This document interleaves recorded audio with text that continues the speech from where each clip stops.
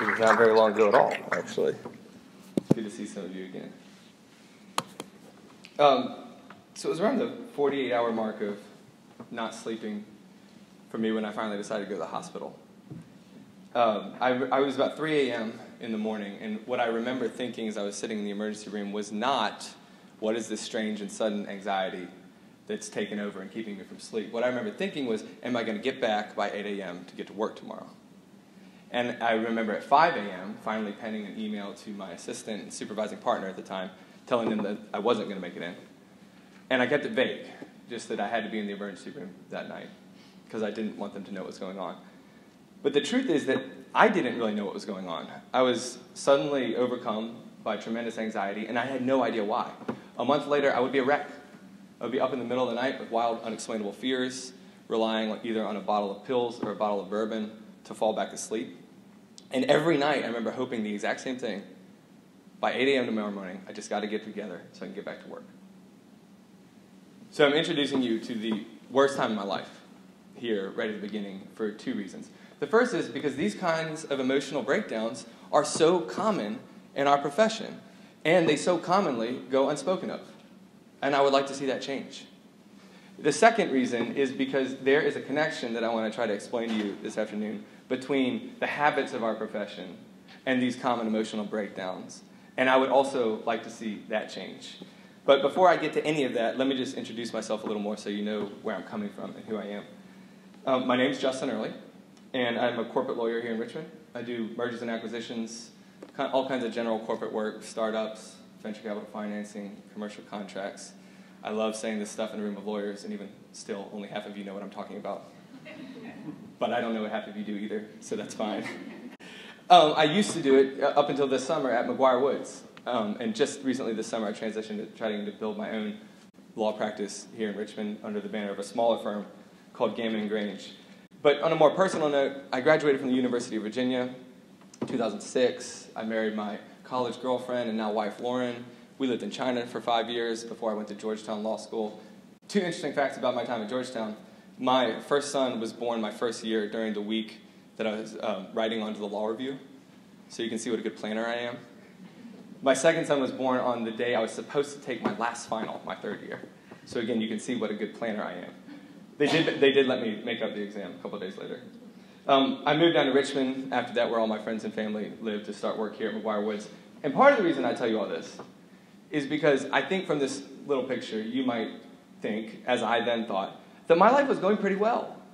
It seemed like kind of a picture of smoothness and success. I had a great job. I had a great wife. I had 2 good kids. More importantly, I just bought a vintage BMW motorcycle. And my bench was getting up to over 200, which is good for me. Some of you are making fun of that in your head. That's good for me. Now, things were going well. I see now, way overcommitted and overbusy. So my life was a constant series of calendar alerts and more appointments and more resume-building activities. But I didn't think that was an issue because, and you all probably know, that's how all the top law students' lives are. I thought that's what you do to do well. I thought that's what you do to do well as a young lawyer. And I look back now and I see, when the warning signs are also the signs of success, you're on a dangerous path with a weird definition of a success. But I didn't know that now. I didn't know that then. It was all working for me until it wasn't. So one night, shortly after I started here at McGuire Woods, I just woke up to a feeling of existential angst I couldn't explain at all. Nobody was being mean to me. It's important to realize. No partner had yelled at me. No client was any crazier than all clients are. Things were generally fine. I was nervous about doing well, but things were generally fine. When I finally fell back asleep, I thought that was going to be the end of it until the next night it happened again, and I never fell back asleep. And that's when I ended up in the emergency room, telling a doctor what had happened. And in one of the most anticlimactic moments of my life, they just looked at me and said, "You have clinical anxiety." I said, "That's it?" They assured me it was normal, which of course is no reassurance at all. And they sent me home with a bottle of sleeping pills. Had I known then what I know now, I react all the ways that you read on the back of bottles to sleeping pills. The hallucinogenic nightmares, crazy mood swings during the day, suicidal thoughts. Within a month, my emotional life had fallen off a cliff. And I remember standing in the kitchen one night when my wife was handing me dishes to put away. And I took them from her, and I looked at her, and I said, honestly, I don't know where these go. My head and my mind were getting so thin that simple tasks were becoming hard. So you can imagine, I was worried about, will I keep my job? Will I pay back my student debt? Will I be able to be a husband, a friend, a father? All the things that I really care about. They were now in jeopardy. I finally got rid of the sleeping pills, but the alcohol remained. I needed a couple of drinks to fall asleep. And that's how I went from what I thought was the best time of my life to what I know was the worst time of my life. So before I try to explain to you what I think the connection between the habits of our profession and that time for me was, I just want to say on a personal note to you that this was the moment of my despair, right? This was my unraveling. And insofar as you all go, your story may or may not be the same. It may be different. The particular gory details may be like that or not like that at all. But that's not really the point. The point is that it is very human. And we all do this. At some point in our lives, we come to the end of ourselves, where we just can't keep it together anymore. And for some of you, that might be anxiety. That might be alcoholism. That might be depression. It could be addiction to drugs or pornography. It could be abuse of somebody or something. Whatever it is, though, you'll know it when it comes because the control flip will happen, right? You and I have spent our lives being good at things, being competent at things. That's how we got to where we are. And yet now, whatever that disorder or addiction or problem is, that's starting to slide your hands off the steering wheel and it's taking control. And that's when you know something is wrong. And you might be sitting there thinking, I can't do anything about this, and no one can help me. And you're probably right that you can't fix this, but you are definitely wrong that nobody can help you. I'll say it again. It doesn't have to be this way. One of the luckiest things that happened during that time for me was that I had friends who would listen to me, and one of the wisest things that I did was actually talk to my friends.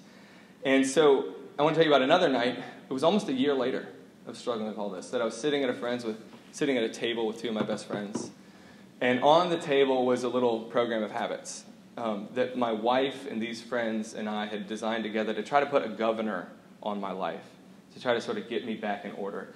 They were all little things that you would not think would matter that much, because I and most people have no idea how significant the smallest habits of our life are in shaping our emotional lives and our soul. These habits changed my life. And I'm standing before you today as somebody who slept like a baby last night, who drinks alcohol responsibly, who now has 4 boys and is loving being a father, and I still love doing what I do in the law. I had no idea how significant these little things are, called habits. And so I've spent a lot of time since then, and it's been almost 4 years now since that episode, thinking and researching, and now I'm even writing a book on the significance of habits and how they form us. And to put it short, here's how I would tell you why they matter so much. Our habits, the things that we do over and over without thinking about them, our habits form us more than we form them. So on May 21st, 2005, there's an American novelist named David Foster Wallace, and he gave an instantly famous graduation speech that many of you might have heard of. It's called This Is Water. And it begins like this. There are 2 young fish swimming along one morning in the water, and they come by an older fish who says, "Morning, boys, how's the water?" 2 young fish say nothing. They keep going until one of them finally looks at the other and says, "What the hell is water?" The point, as David Foster Wallace put it so well, is that the most obvious, ubiquitous, and important realities are often the very ones that are the hardest to see and talk about. Here is what I would tell you the water is. You and I, and all of us, are all being formed by a pretty rigorous program of habits, and most of us have no idea what they are. Now, why do I keep saying things like habits form us? Well, here's why. Habits don't just form us because they take up a lot of our time in the day. They do. About 40% of our actions, studies say, are actually habits, not really choices. But the more important thing is they actually sort of take control of our identity formation. Charles Duhigg, in a really good New York Times bestselling book called The Power of Habit, writes that when a habit is formed, the brain stops fully participating in decision-making, and the patterns that we have unfold automatically. All right, you know this because this is how you get in your car in the parking garage and start driving home and arrive on your street without ever thinking about a single turn that you've made, because your brain is being put to better use. You're thinking about a work problem or a relational issue. Maybe you're listening to the radio. So habit activity occurs in the deepest part of our brain called the basal ganglia. And that's why it's good, because it frees up our brain to do more important things. Now, the bad thing is when it's a bad pattern, when it's an addiction or a needlessly critical pattern of thought or fear, or when it's mindless submission to an operating system that is designed to get your attention and sell it to advertisers. These are where, when we need our brains the most to do what we know we think we should do, they're not actually working on the level we think they're working. James Clear, in a book called Atomic Habits that just came out a couple months ago, talks about habit and identity loop as a feedback loop. And he says, put bluntly, the quote, that we become, quite literally, our habits. Let me try to make this practical. Here's what this looked like in my life a couple months before my anxiety crash. I'll give you 4 habits that I was doing. Habit 1, wake up exhausted because I never go to bed on time. Identity formation. Well, I'm being formed into somebody who thinks they're limitless. I can always push my body. It will always be fine. Habit 2, look at work emails before getting out of bed. Identity formation, my brain is not fully participating. And I'm beginning to think that the most important thing about the day is to do whatever so-and-so needs done. Because if I'm not well regarded at the office, well, who am I? Habit 3, grab breakfast on the go while everyone else in my house scrambles to get somewhere late. Again, brain is not fully participating.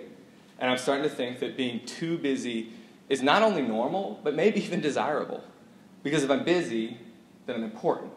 And if people want my time, then people like me, so I got to keep saying yes all the time. One last one. Keep alerts on my phone and my computer on audible insight while I work. Identity formation. My brain's not fully participating, and I'm starting to think that the most recent thing is the most important thing. The way to get good work done is not to focus or be creative or think hard. It's to stay updated. To answer the most urgent email, because urgent is important, recent is relevant. Just stop there. It's exhausting, right? It's not even 10 a.m. And by not having a program for my own habits, I'm being specifically formed in this rigorous program of modern American office technology habits that are forming me in all kinds of busyness and anxiety. No wonder our bodies rebel. No wonder our minds rebel. Here's the good news. I don't think being a good lawyer requires any of these habits. That's good news. The complicated news is all law firms, all jobs, all law schools, they have an interest in forming your habits. Law firms and law schools are habit-forming machines because any good firm doesn't just want a person who knows certain things. They want a person who responds in certain kinds of ways. And some of this is really good. Some of it's not so good. So when we become the kind of people who don't know how to stop worrying because worrying is a habit, or the kind of person who habitually medicates to relax, or maybe the kind of person who ceases to be able to distinguish between a regular client email and an actual client emergency, and both emails keep us up all night, but only one should. These are dangerous. And I think this brings us to a bit of a critique. I would say practice of law in 2018 is a system perfectly designed to create the anxious, depressed, suicidal lawyers that we read about. And at some point, quite soon, maybe now, we need to ask, are we okay with that? This is the way we want this to go. As you might imagine, this is a critique more directed towards the gatekeepers of our system. However, you and I, hopefully, quite likely, will someday be there. So I suggest it as a question that we should keep with us on our minds. There are certain norms of our profession, the cultures of pressure, immediacy, the loads of debt, the narrow focus on the billable hour as functionally the sole evaluation mechanism of employees. These are the kinds of things that make us into the kinds of people that we read about and then get worried about. And it doesn't have to be this way. I think we could design a better system. I think we could be better lawyers. To the extent that's not in our hands now. What is in our hands is cultivating habits that counter that system as it's currently designed. And I just want to leave you with 4 of them. All 4 of these habits I'm about to tell you about were on that piece of paper that was sat on that table at the restaurant at that night with my friends. They're things I still do to this day. They're things that I think will make you not only a happier human being, but also a better lawyer at the same time. And they've gone a long way to do that for me. So let me sketch 4 of them briefly out for you. Daily habit number 1. Before checking your work email on your phone, read something every morning. All right, so something very important is happening in the moment that we wake up. We are not just forming a list of what needs to be done today in our heads. We're actually forming an idea of who are we and what is the world and what's our relationship to it. So when I first started at McGuire Woods, I will never forget, I was working with the London office, and I loved it. It was a really great project there, and I wanted to do well in it. And I would wake up every morning, because London was 5-6 hours ahead, to a half day's worth of emails.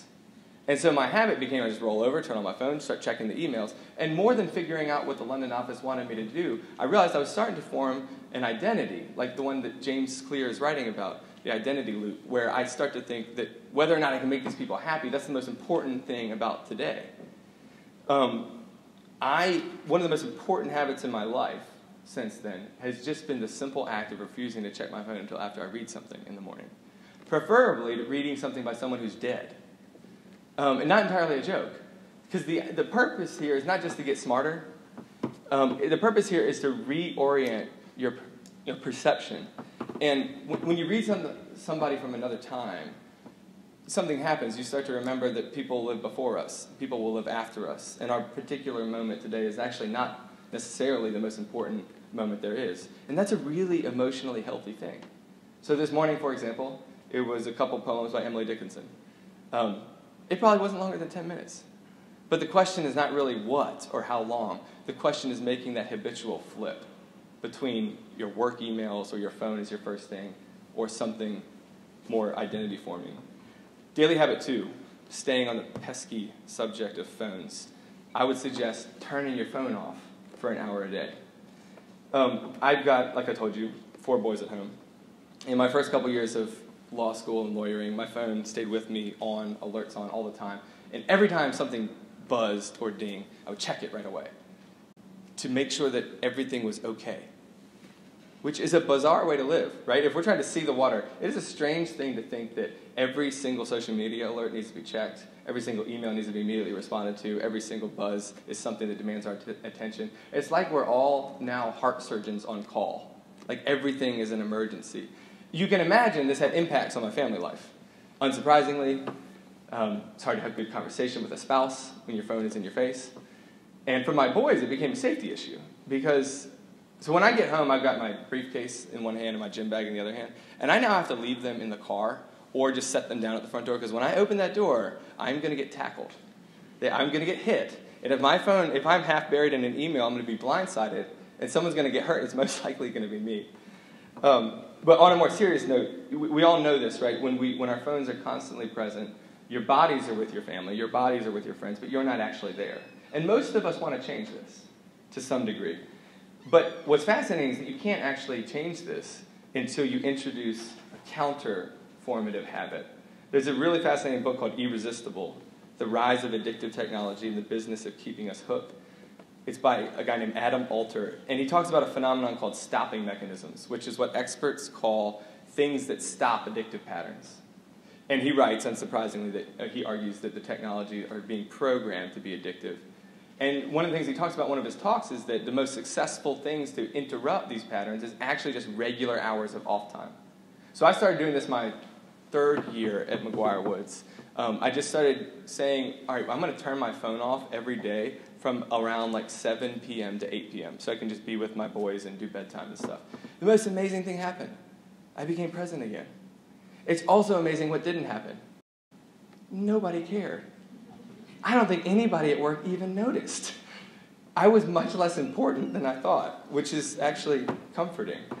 There are, of course, days where I keep my phone on all the time because some deal is closing or there's some crisis. On those days, I probably don't even leave the office. But the important part is not the exception. The important part is a rule. And now it's the norm to turn it off and become present with my family and friends. It's a habit I would strongly recommend. Here's my last 2 habits. Both of them are weekly habits. Weekly habit number 1, pursue an hour of conversation with a friend on a regular basis every week. The basis here is that friendships will make or break your life. As if you need to be told. Friendships make everything better.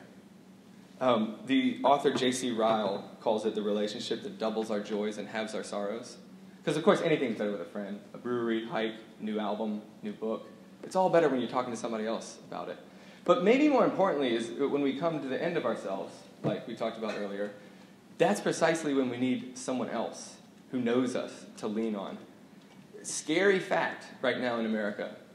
We, for the first time since the 1960s, and then there was an influenza outbreak. Now are seeing the life expectancy decline for 3 years in a row.